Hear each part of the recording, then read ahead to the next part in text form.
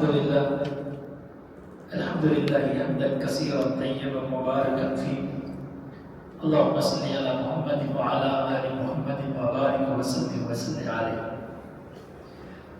اللہ رب العالمین کے رحمت اور اس کی توفیق سے آج ہم چھٹے 5ویں پارے کے اہم مضامین آپ کی مشغولات کرنے کی کوشش کریں. اس پارے کے اندر سورۃ النساء کا ذکر ہے جس کی ابتدا چوتھے پارے کے آخر سے ہوتی ہے. سورۃ نساء اس کو اس لیے کہا جاتا ہے کہ اس کے اندر خواتین کے مسائل، آئلی زندگی کے مسائل کو اللہ رب العالمین نے ایک جگہ کے اوپر بڑی یکجو کیے ہوئے ہیں. ورنہ خواتین کے مسائل تو بہت سی صورتوں کے اندر بھی موجود ہیں. آئلی زندگی کے جس انداز سے ایک جگہ پہ جمع احکام اس جگہ پہ شاید دوسری جگہ پہ نہ ہو. اس کی ابتدا میں اللہ رب العالمین نے اس بات کا ذکر کیا یا ایھا الناس اتقوا ربکم الذی خلقکم من نفس واحدہ. اے کائنات کے لوگوں، اللہ سے ڈرو، اپنے دل کے اندر اللہ کا ڈر بٹھاتے رکھو. کیوں؟ اس ذات سے جس نے تم کو ایک جان سے پیدا کیا ہے. وَخَلَقَ مِنْهَا زَوْجَهَا وَبَثَّ مِنْهُمَا رِجَالًا كَثِيرًا وَنِسَاءً. اسی سے مرد اور عورتیں پیدا کی. کسی کو کسی کے اوپر کوئی برتری حاصل نہیں. یہ آیت مبارکہ 3 آیتوں میں سے ایک ہے جو نبی رحمت علیہ السلام خطبہ نکاح کے موقع میں ارشاد فرمایا کرتے تھے. اور اس کا اس کے ساتھ بڑا گہرا بھی تعلق ہے کہ اللہ رب العالمین نے انسانیت کی ابتدا سے لے کر کے اس کی ولادت کو اور اس کے مقام کو یوں بیان فرما دیا کہ کسی کو کسی کے اوپر کوئی فوقیت نہیں. سارے ایک ہی باپ ایک ہی ماں کی اولاد ہے، ایک ہی جگہ سے آنے والے. کسی کو کسی پر برتری نہیں. اگر برتری ہے ان اکرمکم عند اللہ اتقاکم، صرف اور صرف اللہ رب العالمین کا جتنا ڈر جس کو ہے اسی مقام اور تقوی کی مقام کے اوپر برتری ہوگی. اسی لیے اللہ رب العالمین نے پھر اسی بات کا بھی ذکر فرما دیا واتقوا اللہ الذی تساءلون به والارحام. اس رب سے بھی ڈرنا جس کے نام کے اوپر رشتہ داریوں کو ایک کرتے ہو، اجنبیوں کو اپناتے ہو. میاں بیوی جبکہ نکاح سے قبل ایک دوسرے کے لیے غیر محرم ہے، ایک دوسرے کی طرف نظر اٹھانے کو بھی منع کر دیا. جس رب کے نام کے اوپر تم ایک دوسرے کے لباس پہنتے ہو، تمہیں ایک دوسرے کا لباس بنایا جاتا ہے، اس رب سے ڈر کے رہنا. ساتھ اس بات کا بھی ذکر فرما دیا یہ بھی یاد رکھنا کہ ان اللہ کان علیکم رقیبا، کہ یہ بات تم اپنے ذہن میں بٹھا دو کہ مت سمجھیے نکاح کے موقع کے اوپر میں جو کہوں تو ہو سکتا ہے، بعد میں جو ہو تو دیکھا جائے گا. لیکن یہ بات یاد رکھنا اللہ رب العالمین رقیب ہے. جیسے کسی بڑے کی بات کا تمہیں مان ہوتا ہے کہ اگر میں غلطی کروں گا تو فلاں کو کیا جواب دوں گا، میں کہوں گا تو فلاں کو کیا جواب دوں گا، فلاں کو کیا منہ دکھاؤں گا. اللہ فرماتے میرے نام کے اوپر ایک ہونے والوں، یہ یاد رکھنا اللہ رب العالمین تمہارا نگہبان بھی ہے اور مراقب بھی ہے، تمہیں دیکھتا بھی ہے. اسی لیے اللہ رب العالمین نے اس بات کا بھی اعلان فرما دیا یتیم کے مال کی حفاظت کرنا یتیم کے ورثات کے اوپر لازمی اور ضروری ہے. اس بات کا بھی ذکر فرما دیا. نبی رحمت علیہ السلام نے فرمایا انا وکافل الیتیم کہاتین، میں اور یتیم کی کفالت کرنے والے دونوں ایسے ہوں گے جیسے یہ دو انگلی ہیں. لیکن یہ بھی یاد رکھو جو یتیم کا مال کھاتے ہیں وہ مال نہیں، یاکلون فی بطونہم نارا، وہ اپنے پیٹوں میں آگ بھرتے ہیں. مال نہیں جاتا، پیسے نہیں جاتے، ڈالر نہیں جاتے، ریال نہیں جاتے. وہ زمینیں ہڑپ کر کے یتیموں کا یا بہنوں کا مال کھانے والے یوں سمجھتے ہیں میں نے مال کو کھا لیا. اللہ فرماتے نہیں بلکہ ان کے پیٹوں کے اندر تو آگ ہے. ساتھ اس بات کا بھی اعلان فرما دیا فَانكِحُوا مَا طَابَ لَكُم مِّنَ النِّسَاءِ مَثْنَىٰ وَثُلَاثَ وَرُبَاعَ، کہ اے انسان تمہارے لیے 2 شادی 3 شادی 4 شادیوں کی ضرورت ہے. ابتدا اللہ رب العالمین نے 2 سے کی ہے.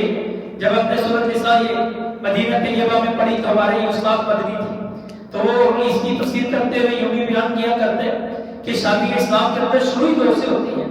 کم از کم 2 شادیاں پھر 3 ہے بھی 4 ہے.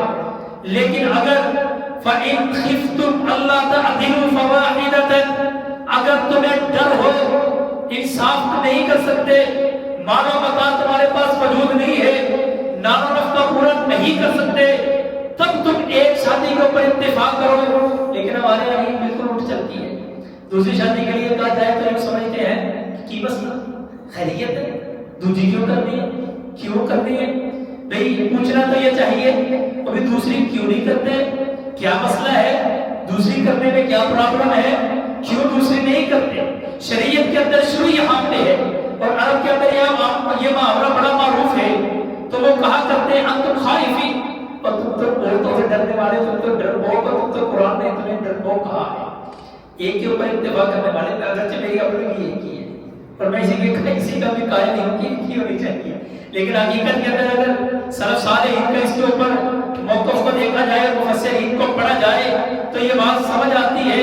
صحابہ اکرام میں سے کوئی شاذ و نادر میں چند ایک ہی ملیں گے، گنتی کرنے کے باوجود بھی 1,44,000 کی فہرست ایک طرف، تو 1 2 4 6 8 10 کی فہرست ایک طرف ہمیں ملے گی جن کی ایک شادی ہوگی. ورنہ محدثین کی طرف ہم دیکھیں تو ان کی بھی شادی نہیں ہے، نوعیت کے پاس موجود ہے.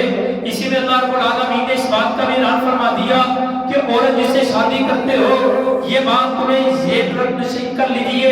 وَآتُوا النِّسَاءَ صَدُقَاتِهِنَّ نِحْلًا، جو ان کو تم گفٹ دیتے ہو، جو ان کو حق مہر دیتے ہو، وہ ان کی مرضی سے ہونا چاہیے.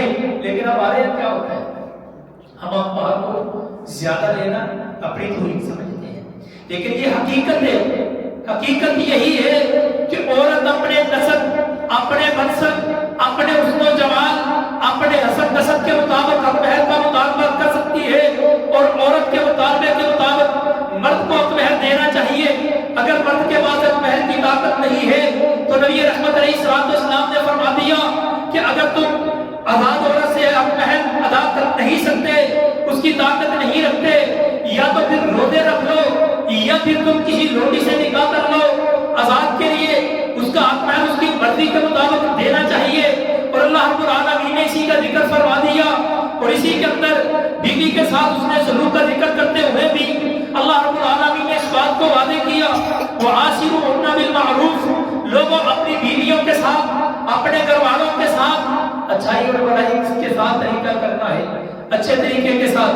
فَإِن كَرِهْتُمُوهُنَّ، اگر تمہیں ان کی کوئی بات بری لگتی ہے، فَسَاءَ تَكْرَهُوا شَيْئًا وَيَجْعَلَ اللَّهُ فِيهِ خَيْرًا كَثِيرًا. اگر کوئی ایک بات تمہیں بری لگی ہے تو اس کی کوئی اچھی باتیں بھی تو ہوں گی، اللہ رب العالمین نے اس کے اندر خیر بھی تو رکھی ہوگی. اگر ایک عادت بری ہے، 20 عادتیں اچھی بھی ہے، اچھی عادتوں کو اپنا لیجیے، بری عادتوں کو چھوڑ دیجیے. ساتھ ہی اللہ رب العالمین نے اس بات کا بھی اعلان فرما دیا وراثت کے مسائل ذکر کرتے ہوئے، باپ کے لیے اگر بیٹا فوت ہو جائے تو باپ کو 1/6 دیا جائے. اگر بیٹے کی اولاد موجود ہے، اگر اولاد موجود نہیں، باقی مال باپ کا ہوگا. ماں کے لیے اگر اولاد موجود ہے فوت ہونے والے کی تو اس کی ماں کو 1/6 دیا جائے. اگر اولاد موجود نہیں تو اس کی ماں کے لیے 1/3 ہوگا. ایسے ہی بیوی کے لیے اگر اولاد موجود ہے تو 1/8 اس کو حصہ دیا جائے. اگر اولاد موجود نہیں تو اس کے لیے 1/4 حصہ شریعت نے مقرر فرما دیا. اگر وہ فوت ہونے والی عورت ہے اور اس کا خامد موجود ہے اور اس کی اولاد بھی موجود ہے، 1/4 خامد کو دے دیا جائے. اگر اس کی اولاد موجود نہیں تو 1/2 خامد کو حصہ دیا جائے. ایسے نبی رحمت علیہ السلام پہ اترنے والے قرآن نے واضح طور پہ اعلان فرما دیا اگر ایک بیٹی ہے تو آدھا حصہ اس کو عطا کر دیا جائے. 2 بیٹی ہے 2/3 اس کو دے دیا جائے. ایک بیٹی ہے، ایک پوتی ہے، 1/2 بیٹی کو، 1/6 پوتی کو عطا کر دیا جائے. اگر اسی کے ساتھ بیٹی اور پوتی رہی، ایک بہن حقیقی ہے، 1/2 اس کو دے دیا جائے.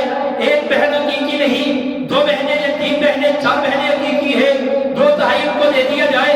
اگر ان کے ساتھ بھائی موجود ہے، بیٹی کے ساتھ بیٹا بھی موجود ہے تو نبی رحمت علیہ السلام کو اترنے والے قرآن نے اس بات کا اعلان کر دیا لِلذَّكَرِ مِثْلُ حَظِّ الْأُنثَيَيْنِ، 2 حصے بیٹے کو اور 1 حصہ بیٹی کو عطا کر دیا جائے. اور اسی طرح اگر بیٹے بیٹی موجود نہیں ہے، اسبات کی نصف موجود ہے، اللہ کے قرآن نے، پیغمبر کے فرمان نے اس بات کا اعلان فرما دیا باپ موجود نہیں، دادا کو حصہ دے دیا جائے. دادا موجود نہیں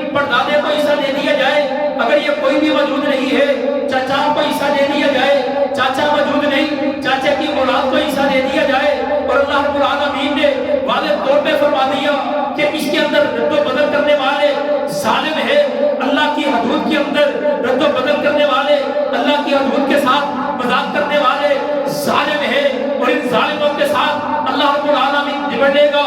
اسی صورت میں اللہ رب العالمین نے اس بات کا بھی اعلان فرما دیا، 7 رشتے تمہارے نسل سے تمہارے پر حرام کر دیے، 7 رشتے تمہارے لیے اللہ رب العالمین نے رضاعت کی وجہ سے حرام کر دیے۔ ماں تمہارے لیے حرام ہے، اس سے نکاح نہیں ہو سکتا، حقیقی بہن تمہارے لیے حرام ہے، اس سے نکاح نہیں ہو سکتا، ایسی پھپھو تمہارے لیے حرام ہے، خالہ تمہارے لیے حرام ہے، بھتیجی تمہارے لیے حرام ہے، بھانجی تمہارے لیے حرام ہے۔ ایسے اللہ رب العالمین نے جس کا دودھ پیا وہ ماں بھی حرام، اس کی بدن سے پیدا ہونے والی بیٹی بھی حرام، اس کی سکی بہن بھی حرام۔ ایسے اللہ رب العالمین نے 4 رشتے نکاح سے بھی حرام کر دیے، جس کے ساتھ تم نکاح کرتے ہو اس کی ماں تمہارے لیے مکمل طور پہ حرام کر دی جاتی ہے، اگر عورت نکاح کرتی ہے اس کا باپ تمہارے لیے حرام کر دیا گیا ہے۔ ایسی جو عورت جس سے تم شادی کرتے ہو وہ اپنے ساتھ کوئی بیٹی لے کے آتی ہے، وہ تمہاری ربیبہ ہے، اس ربیبہ سے نکاح کرنا حرام قرار دے دیا گیا۔ ایسے اللہ رب العالمین نے بیٹے کی بیوی سے نکاح کرنا حرام قرار دے دیا، باپ کی بیوی اپنی ماں کے علاوہ سوتیلی ماں کے ساتھ نکاح کرنا اللہ رب العالمین نے حرام کر دیا۔ اسی کے اندر اللہ رب العالمین نے اس بات کا بھی اعلان فرما دیا، لوگوں نکاح انسان کی زندگی ہے، نکاح عزت کی چیز ہے، نکاح سکون اور اطمینان ہے، نکاح شریعت اسلامیہ میں ایک حسین امتزاج ہے، نکاح انسانی بقا کی علامت ہے، نسل کی بقا کی علامت ہے، نسل کا تحفظ ہے، شرمگاہ کی حفاظت ہے، نظروں کی حفاظت ہے، مال کی برکت کا ذریعہ ہے، معاشرے میں امن کا ذریعہ ہے۔ تو نکاح کرنا کن سے ہے، نکاح کرنا کیسے ہے؟ اللہ رب العالمین نے 5ویں پارے کی ابتدا میں ان 2 چیزوں کو بھی بیان فرما دیا کہ چوتھے پارے کی آخری آیت کے اندر جن چیزوں کا ہم نے ذکر کیا، 7 نسبی رشتہ دار، 7 رضاعی رشتہ دار، 4 سہری رشتہ دار، ان کے علاوہ اللہ رب العالمین نے 18 کے علاوہ بیان فرما دیا جس سے تم نکاح کرنا چاہتے ہو۔ یہ بات یاد رکھیے، والمحصنات من النساء، وہ پاک دامن ہونی چاہیے۔ پاک دامن کیوں نہیں چاہیے؟ کیوں سورۃ نور میں اللہ رب العالمین نے فرما دیا الخبیثات للخبیثین والخبیثون للخبیثات، جو پاک دامن ہو، پاک دامن کے لیے پاک دامن تلاش کی جائے گی۔ اور اس کے ساتھ اللہ رب العالمین نے اس بات کا بھی اعلان فرما دیا، ہر اہل گہرے کے ساتھ نکاح نہیں ہو سکتا، ہر چلنے والی کے ساتھ نکاح نہیں ہو سکتا، اور ہر عورت جو ہے کسی بھی مرد کے ساتھ نکاح نہیں کر سکتی۔ عورت کے اوپر بھی پابندیوں کو عائد کر دیا، فَانكِحُوهُنَّ بِإِذْنِ أَهْلِهِنَّ، لوگوں عورت کے لیے شرط یہ ہے کہ وہ نکاح کرے گی اپنے گھر والوں کے حکم کے مطابق نکاح کرے گی۔ اگر حکم کے بغیر نکاح کرتی ہے تو پیغمبر علیہ السلام نے فرما دیا لا نکاح الا بولی، ولی کے بغیر کوئی نکاح نہیں، بلکہ سیدہ کائنات فرماتی ہے، پیغمبر نے فرمایا جس بندے نے ولی کی اجازت کے بغیر نکاح کیا فنکاحها باطل، فنکاحها باطل، فنکاحها باطل، قال 3 مرات، آپ نے 3 بار یہ جملے دہرائے کہ اس کا نکاح باطل ہے، اس کا نکاح باطل ہے، اس کا نکاح باطل ہے۔ کورٹ میرج کی کوئی حیثیت نہیں ہے، مفرور گھر سے بھاگی ہوئی لڑکیوں کے نکاح کی کوئی حیثیت نہیں ہے، حلالے کے نام کے اوپر کیے ہوئے نکاح کی کوئی حیثیت نہیں ہے، مدعے کے نام کے اوپر کیے ہوئے نکاح کی کوئی حیثیت نہیں ہے۔ یہ نکاح نہیں بلکہ زنا ہے۔ رب کے قرآن نے اعلان فرما دیا، یہ بھی یاد رکھیے نکاح کی شرائط کے اندر یہ شرط بھی موجود ہے، وَآتُوهُنَّ أُجُورَهُنَّ بِالْمَعْرُوفِ، ان کا اجر ان کو دیجیے، حق مہر ان کو دیجیے، حق مہر ان کی مرضی کے مطابق ہونا چاہیے، حق مہر ان کی ڈیمانڈ کے مطابق ہونا چاہیے۔ انسان کے پاس طاقت ہے تو نکاح کرنے کی طاقت تو نکاح نہ کرے، کسی لوٹی سے نکاح کر لے، کسی کم ذات سے نکاح کر لے، کسی کم خوبصورت سے نکاح کر لے، کسی کم پڑھی لکھی سے نکاح کر لے، جتنا حق مہر ان عورت کی رضامندی کے ساتھ ہے۔ ہمارے ہاں یہ بھی رواج چلتا ہے، میں نے کئی جگہ یہ بھی دیکھا ہے کہ لوگ حق مہر تو لیتے ہیں، جی کتنا جی حق مہر کتنا جی 5000 روپیہ لکھ رہے ہیں، 5000 روپیہ حق مہر ہے، 10000 روپیہ تو نکاح پڑھانے والا لے لیتے ہیں، 5000 میں وہ لڑکی کو لے کے جانے کے لیے تیار ہے، اور 5000 سے بڑا ظلم تو یہ ہے 5000 حق مہر پڑھا، پکڑ کر کے جلدی سے جی واپس کر دیا۔ یہ ہماری غیرت نہیں گوارا کرتی۔ میں ایک جگہ نکاح پڑھانے کے لیے گیا تو انہوں نے کہا جی 5,000 روپیہ. میں نے کہا کیوں 5,000 روپیہ؟ آپ کی بہن کیا پڑھی لکھی نہیں ہے؟ اس کی اسٹیٹس کے مطابق آپ محل رکھے. کہا جی نہیں ہم نہیں چاہتے, دونوں امیر گھرانے ہیں, ہم نہیں چاہتے. 5,000 روپیہ اکویر ہے اور ایک بندے کا پر ہیڈ جہاں پہ بیٹھ کے نکاح پڑھایا جا رہا ہے 9,000 روپیہ پر ہیڈ تھا اس جگہ پر ہیڈ. کھانے کے اوپر 9,000 روپیہ ایک بندے کا دے رہے ہو اور 5,000 روپیہ اکویر رکھ رہے ہو اور ساتھ ہی واپس کر رہے ہو. کہا جی نہیں یہ ہماری غیرت میں گوارا کرتے ہیں, 5,000 روپیہ کیوں رکھیں گے؟ میں نے کہا بہن بھیجنے کے لیے گوارا کرتے ہیں. یہ قرآن کا مقام اور شریعت کے اندر واضح طور پہ نصوص موجود ہے. نبی رحمت علیہ السلام نے اس بات کا اعلان فرمایا ہے کہ اے لوگ یا معاشر الشباب من استطاع منکم الباءۃ فلیتزوج, جس کے پاس طاقت ہے وہ نکاح کرے اور جس کے پاس طاقت نہیں فعلیہ بالصوم, اس کو چاہیے کہ روزے رکھ لے نہ نکاح کرے. اللہ رب العالمین نے اسی کے اندر آگے چل کے اس بات کا بھی اعلان فرما دیا حق محض تو عورت کی مرضی سے ہوگا, لیکن گھر کے خاندان کے معاملات چلانے کے لیے مرضی عورت کی نہیں چلے گی, حکمرانی عورت کی نہیں چلے گی. عورت کو حکمران بنانے کا آج بھی ہم علل اعلان یہی بات کہیں گے. عورت نہ گھر کی حکمران بن سکتی ہے, نہ شہر کی حکمران بن سکتی ہے, نہ صوبے کی حکمران بن سکتی ہے, نہ ملک کی حکمران بن سکتی ہے. کیوں نبی رحمت علیہ السلام نے فرما دیا ایسی قوم کبھی بھی لن یفلح قوما, ایسی قوم کبھی کامیاب نہیں ہو سکتی لو امر امرأۃ, جو اپنی امیر اپنی حکمران اپنی سربراہ کسی عورت کو بناتے ہیں. اور نبی رحمت علیہ السلام پہ اترنے والے قرآن نے اس بات کا اعلان کیا ہے الرجال قوامون علی النساء.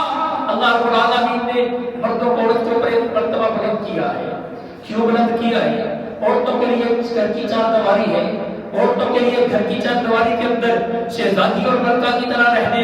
نبی رحمت علیہ السلام نے یہ اسٹیٹس دیا ہے, رب محمد کی قسم ہے کائنات میں جو مقام, جو عزت, جو رفعت, جو بلندی, جو شان و شوکت اسلام نے عورت کو دیا ہے, بڑی سے بڑی سوسائٹی, بڑی سے بڑا ملک, بڑی سے بڑی انسانی تنظیمیں, بڑی سے بڑی NGOs, رب محمد کی قسم ہے وہ عورت کو مقام نہیں دے سکتی جو مقام شریعت اسلامیہ نے عورت کو دیا ہے. پیغمبر کی آمد سے قبل عورت کو جانوروں سے بدتر سمجھا جاتا تھا, جانوروں کا مقام تھا, عورت کا کوئی مقام نہ تھا. عورت کو زندہ در غور کر دیا جاتا, جانوروں کی بولیاں لگتی, عورت کو یوں ہی بیکار اور یوں ہی زندہ در غور کر دیا جاتا. جانوروں کے بچوں کی حفاظت ہوتی, عورت کی کوئی حفاظت نہ ہوتی. نکاح کا یہ عالم تھا کہ جو گھر کے باہر ایک جھنڈی لگی ہوتی, جو بھی چاہتا عورت کے پاس آتا, اپنی حاجت کو پورا کر لیتا. عورت کی یہ حیثیت تھی, بچے کو جلدی کوئی لینے کے لیے تیار نہ ہوتا. عورت کی یہ حیثیت تھی, منڈیوں میں جانوروں سے بھی بدتر بولیاں لگائی جاتی. شریعت اسلامیہ میں اللہ رب العالمین نے پیغمبر کے ذریعے جو مقام, جو عزت, جو رفعت, جو بلندی, جو شان و شوکت, جو حسن و جمال, جو حسن معاشرت عورت کو دیا ہے, رب محمد کی قسم کائنات میں کوئی دے نہیں سکتا. اللہ رب العالمین نے فرما دیا الرجال قوامون علی النساء, ہم نے مردوں کو عورتوں کے اوپر حق مقرر کر دیا. اللہ کیوں؟ اللہ فرماتا ہے بما فضل اللہ بعضهم علی بعض, یہ اللہ کی طرف سے فضیلت ہے. اللہ بعض کو بعض کے اوپر فضیلت دیتا ہے, بعض کو بعض کے اوپر مقام دیتا ہے. اور دوسرا سبب اس کا وبما انفقوا من اموالهم, یہ اپنے مالوں میں سے خرچ کرتے ہیں. عورت کو کمانے کے لیے نہیں رکھا, عورت کو ڈیوٹیوں کے لیے نہیں رکھا, عورت کو کام کاج کے لیے نہیں رکھا, عورت کو مارکیٹنگ کے لیے نہیں رکھا, عورت کو اشتہارات بنانے کے لیے نہیں رکھا, عورت کو ایڈ دینے کے لیے نہیں رکھا, عورت کو لوگوں کی طرح ٹیشو پیپر کی طرح استعمال کرنے کے لیے نہیں رکھا, عورت کو سائن بورڈ کے اوپر تصویریں دینے کے لیے نہیں رکھا, عورت کو چپل کی, سوٹ کی, موبائل کی مشہوری دینے کے لیے نہیں رکھا. بلکہ اللہ رب العالمین نے اس بات کا اعلان کیا عورت کا نان و نفقہ مرد کے ذمہ ہے, وہ کمائے گا, لائے گا, عورت کو کھلائے گا. عورت گھر بیٹھ کے عزت سے, شان و شوکت سے عورت کو جو مقام دیا, ماں ہے تو اس کے پیروں کے نیچے اللہ نے جنت کو رکھ دیا, بیوی ہے تو اس کو خاوند کے لیے سکون کا ذریعہ بنا دیا, خاوند کے لیے برکت کا ذریعہ بنا دیا, اور خاوند کی آنکھوں کے ٹھنڈک بنا دیا, خامد کو اس کا لباس اور بیوی کو خامد کا لباس بنا دیا، بہن ہے تو اس کو جنت میں جانے کا ذریعہ بنا دیا۔ نبی رحمت علیہ السلام نے فرمایا جو بندہ اپنی بہن کی حفاظت کرتا ہے، تعلیم و تربیت کا اہتمام کرتا ہے، کل میرے ساتھ مل کے جنت میں جائے گا۔ بیٹی ہے تو رحمت بنا دیا، بیٹی ہے تو برکت بنا دیا، بیٹی ہے تو اللہ رب العالمین نے دل کا ٹکڑا بنا دیا، بیٹی ہے تو جنت میں جانے کا ذریعہ بنا دیا۔ سیدہ کائنات سیدہ عائشہ فرماتی ہے نبی رحمت علیہ السلام نے فرمایا جس نے 2 بیٹیوں کی کفالت کی، میں محمد اس کی گواہی دیتا ہوں کہ میرے ساتھ مل کے جنت میں جائے گا۔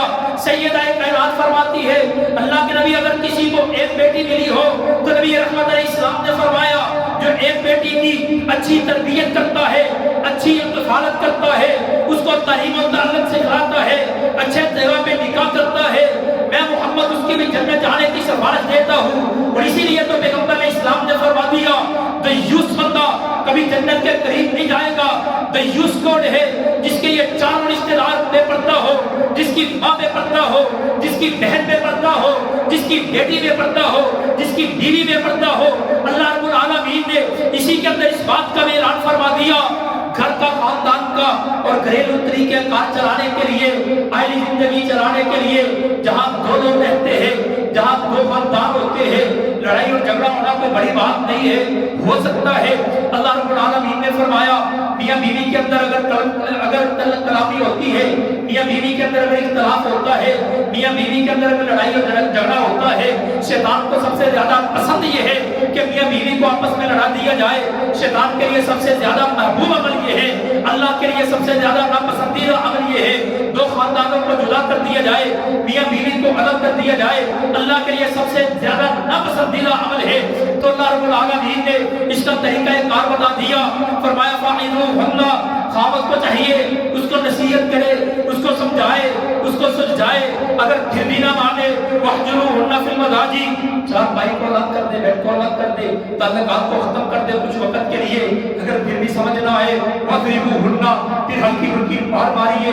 پیغمبر اسلام نے فرمایا ایسی مار جس کا نشان نہ پڑے، چہرے کے اوپر نہ مارے، ہلکی پھلکی بات سے سمجھانے کی کوشش کرے، پھر بھی سمجھ نہ پائے، پھر بھی حالات بگڑ جاتے ہیں، پھر بھی سمجھ میں نہیں آتے، پھر بھی کنٹرول میں نہیں آتے، ایک خاوند کی طرف سے ایک عورت کی طرف سے 2 حاکم مقرر کر دیے جائے، جو فیصلہ کرے اس کے مطابق ہو، پھر بھی معاملات نہیں سمجھتے، پھر بھی نہیں ملتے، تو شریعت نے اس بات کی اجازت دی ہے پھر 2 خاندانوں کو الگ کر دیا جائے۔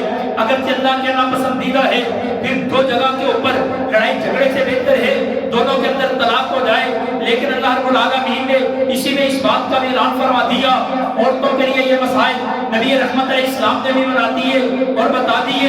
عورت کو مرد کی فرما برداری بنانے کے لیے، فرما برداری کے لیے یہ بھی حکم صادر فرما دیا کہ عورت کے لیے خاوند کا ہر حکم بجا لانا ضروری ہے، والدین سے زیادہ، بہن بھائیوں سے زیادہ، دنیا کی تمام لوگوں سے زیادہ عورت کے اوپر صرف حق ہے تو خاوند کا ہے۔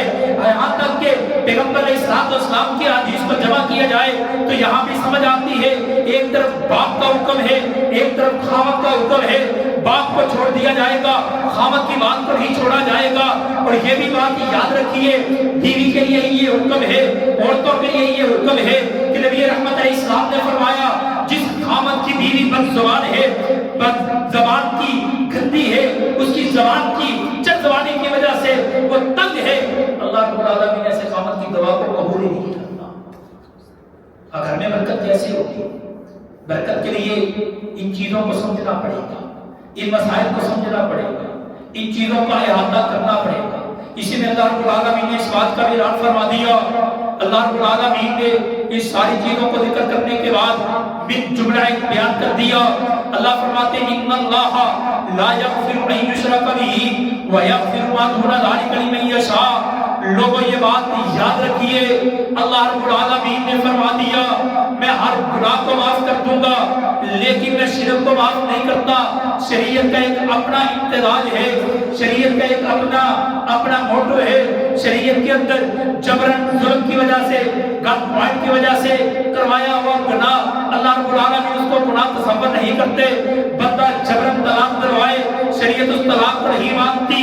جبرن کسی سے چوری کروائے، جبرن کسی سے قتل کروائے، شریعت اس سے قصاص نہیں لیتی، لیکن توحید ایک ایسا عمل ہے، توحید ایک ایسی عبادت ہے، توحید ایک ایسا امتزاج ہے کہ نبی رحمت علیہ الصلوۃ والسلام کی حدیث مبارکہ سے ہمیں سمجھ آتا ہے انسان سے جبرن بھی کن پٹی پہ بندوق رکھ کے یا گردن پہ تلوار رکھ کے کہے اللہ سے کسی کو شریک ٹھہرا دے یا اللہ سے کسی کو شریک ٹھہرا ورنہ تجھے مار دیا جائے گا، تو مرنا مومن کے لیے گوارا ہے، یہاں پہ بھی شرک کرنا گوارا نہیں۔ نبی رحمت علیہ السلام نے فرمایا، امام بخاری رحمہ اللہ باری صحیح البخاری کے اندر اس حدیث کو لے کر کے آئے ہیں، دو لوگ ایک آستانے کے قریب سے گزرے، آستانے کے بجائے انہوں نے کہا کہ اگر تم یہاں سے گزرنا چاہتے ہو تو اس قبر والے کو کچھ دینا پڑے گا۔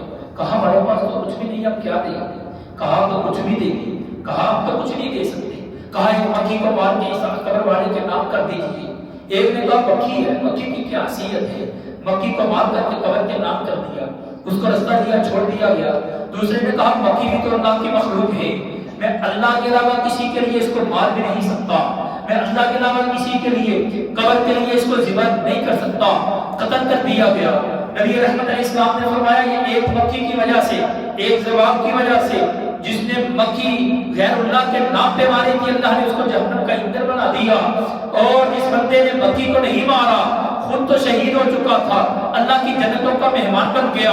اللہ رب العالمین نے اسی سپارے کے اندر اس بات کا بھی اعلان فرما دیا، یا ایھا الذین آمنوا اطیعوا اللہ و اطیعوا الرسول، ایمان والو تمہاری زندگی کی کامیابی و کامرانیوں کا ذریعہ کیا ہے؟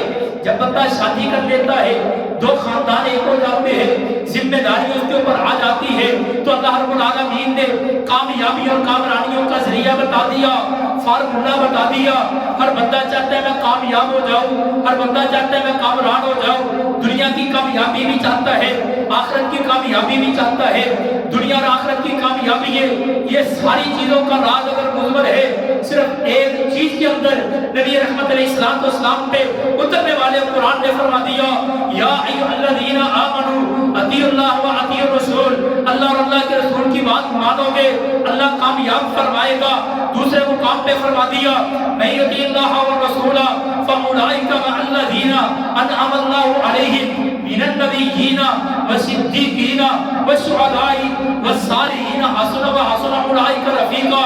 ایک مقام پہ یوں فرما دیا، اللہ رب العالمین فرماتے ہیں جس نے اللہ اور اللہ کے رسول کی فرما برداری کی، وَمَن يُطِعِ اللَّهَ وَرَسُولَهُ فَأُولَٰئِكَ، وہی لوگ یہ اللہ اور اللہ کے رسول کی فرما برداری کرنے والے اپنی ہر چیز کے اندر، اپنے ہر معاملے کے اندر، اپنے گھریلو معاملے میں، کاروبار کے معاملے میں، اپنے باہر کے معاملات میں، اپنے گھر کے معاملات میں، اللہ فرماتے ہیں ہم ان کو کامیابی عطا فرمائیں گے۔ کامیابی نہیں اور بڑی بڑی فوز عظیم، بڑی بڑی کامیابی ان کو ملے گی۔ یاد رکھیے اس سپارے کے آخر میں اللہ رب العالمین نے اس بات کا بھی اعلان فرما دیا، فَلَا وَرَبِّكَ لَا يُؤْمِنُونَ حَتَّىٰ يُحَكِّمُوكَ فِيمَا شَجَرَ بَيْنَهُمْ ثُمَّ لَا يَجِدُوا فِي أَنفُسِهِمْ حَرَجًا۔ اللہ کے نبی کی کوئی بات جب تم تک پہنچ جائے، دل کے اندر تم کوئی حرج محسوس کرو، کوئی ڈر محسوس کرو، کوئی فلاں کی فلاں باتیں کرو، تو اللہ فرماتے ہیں رب کی قسم ہے تم مومن نہیں ہو سکتے اس وقت تک۔ ہم یہاں کہیں کہ شادی بیاہ کا موقع ہے کہ یہ باتیں یا شریعت کے مطابق نہیں، اور چھڈو جی کاری صاحب ساری باتیں ایک مرتبہ بیاہ ہونا ہوندا ہونی خوشی دا بولا موقع جی تسی ایتھے بھی اتنا دیاں گلاں کردے رہندے، چھڈیا کرو جی اتنا دیاں گلاں نہیں کرنیاں چاہیے، اور کوئی نہیں جی بچے یا کوئی نہیں مسئلہ کر لیتے۔ لیکن اللہ رب العالمین نے واضح طور پہ اعلان فرما دیا مومن وہی ہے جو خوشی کی حالت میں، غمی کی حالت میں، امیری کی حالت میں، غریبی کی حالت میں، جہاں پہ بھی ہے، گھر میں ہے یہ سکول میں، مارکیٹ میں ہے یہ منڈی میں، کسی بھی جگہ پہ دکان پہ ہے یا تجارت جگہ پہ یا اپنی فیکٹری میں یا کاروبار پہ، کسی موقع پہ بھی ہے، جب تک پیغمبر کی بات کو حرف آخر نہیں کرتا تو اللہ رب العالمین فرماتے ہیں فَلَا وَرَبِّكَ لَا يُؤْمِنُونَ حَتَّىٰ يُحَكِّمُوكَ فِيمَا شَجَرَ بَيْنَهُمْ ثُمَّ لَا يَجِدُوا فِي أَنفُسِهِمْ حَرَجًا مِّمَّا قَضَيْتَ وَيُسَلِّمُوا تَسْلِيمًا۔ ایمان لانے کے لیے، اسلام لانے کے لیے، میرے اور آپ کے لیے حرف آخر اگر ہے تو پیغمبر کی ذات ہے. میرے اور آپ کے لیے سب سے اہم چیز ہے پیغمبر کی بات ہے. میرے اور آپ کی کامیابی کا راز اگر ہے یا رب کے قرآن میں ہے یا پیغمبر کے فرمان میں ہے. یہی میرا اور آپ کی زندگی کا اصل موٹیو ہونا چاہیے, یہی شعار ہونا چاہیے, یہی اصول ہونا چاہیے. اسی لیے تو ہم کہتے ہیں اہل حدیث کے دو اصول اطیع اللہ و اطیع الرسول. اللہ اور اللہ کے رسول کی بات کو جب تک فالو کرتے رہیں گے کامیابی کامرانی ہمارا مقدر رہے گی. جب ہم نے پیغمبر کی بات کو چھوڑا, رب کے قرآن کی بات کو چھوڑا, پھر ہم فرقوں میں بٹے, پھر ہمارے اندر دہشت گردی آئی, پھر قاتلانہ حملے آئے, پھر خودکش حملہ آور ہوئے, پھر فتنہ اور فساد ہوئے. آج بھی اگر امت پیغمبر کی بات کو سینے سے لگا لے, آج بھی اگر امت مل جل کر کے اللہ اور اللہ کے نبی کی بات کو فالو کر لے, رب محمد کی قسم ہے آج بھی امن ہوگا, آج بھی سکون ہوگا, آج بھی برکت ہوگی, آج بھی اطمینان ہوگا, آج بھی ریاست مدینے کی بنے گی, آج بھی وہی مدینے کا ماحول ہوگا. آج قتل و غارت ختم ہوگی, آج زنا ختم ہوں گے, آج ڈکیتی ختم ہوگی. دنیا کی بیماری یہ ساری کی ساری ختم کرنا چاہتے ہیں تو اس کا ایک حل ہے اطیع اللہ و اطیع الرسول. اللہ اور اللہ کے رسول کی بات کو ماننا. اللہ مجھے اور آپ کو صحیح معنوں میں پیغمبر کی بات کو فالو کرنے کی توفیق عطا فرمائے. ہمیں پیغمبر کی زندگی کے مطابق زندگی گزارنے کی توفیق عطا فرمائے. وآخر دعوانا الحمدللہ.